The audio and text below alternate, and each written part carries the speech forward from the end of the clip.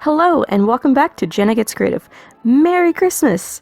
I don't know why you're watching YouTube today, but if you are, I'm glad you chose to watch me. Really, it's heartwarming that anybody wants to watch me. If you're watching in the future, thanks so much for coming back and watching this old thing.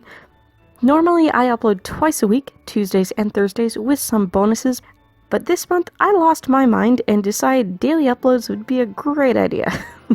Today is the 25th and final holiday upload of my Artmas daily upload run, and I'm relieved. Thank you so much to everyone who stuck around and watched even half of my videos. You rock. You've made this worth it. Today we're looking at a piece I did in markers illustrating a mummer. What's that? Well, similar to the Yule bucking tradition I mentioned in the Christmas goat video, mummering is a tradition found in Ireland, the UK, and right here in Newfoundland. Groups of people, often families, friend groups, and neighbors, will go around to their other neighbors while dressed up in goofy disguises. They'll knock on doors, dropping in on their neighbors for a little party.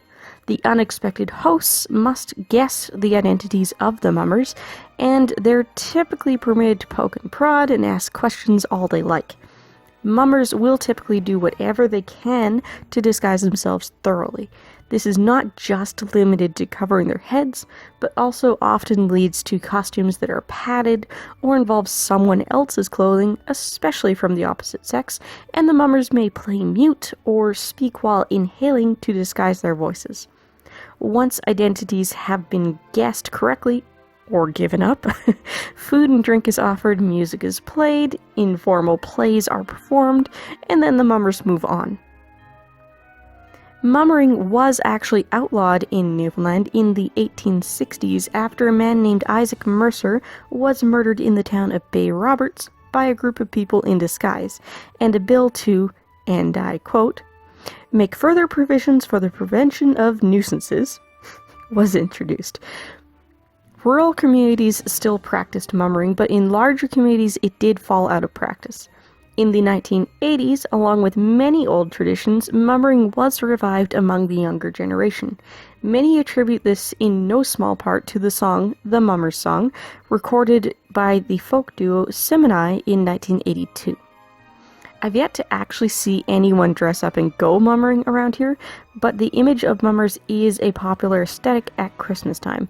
In fact, we've got 3 mummers decorating our Christmas tree.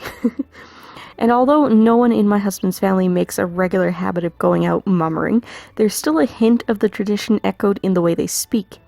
When dropping in to visit, particularly unannounced and especially up at the cabins, people tend to ask, "Any mummers allowed in?" as they're coming in the door for a kitchen party. Anyway, thank you so much for watching today and all this past year. I really do appreciate all of you so much. I hope you're having a wonderful Christmas, and I wish you a happy new year as well. I'll be back with my first video of 2020 on Thursday, January 9th. See you then!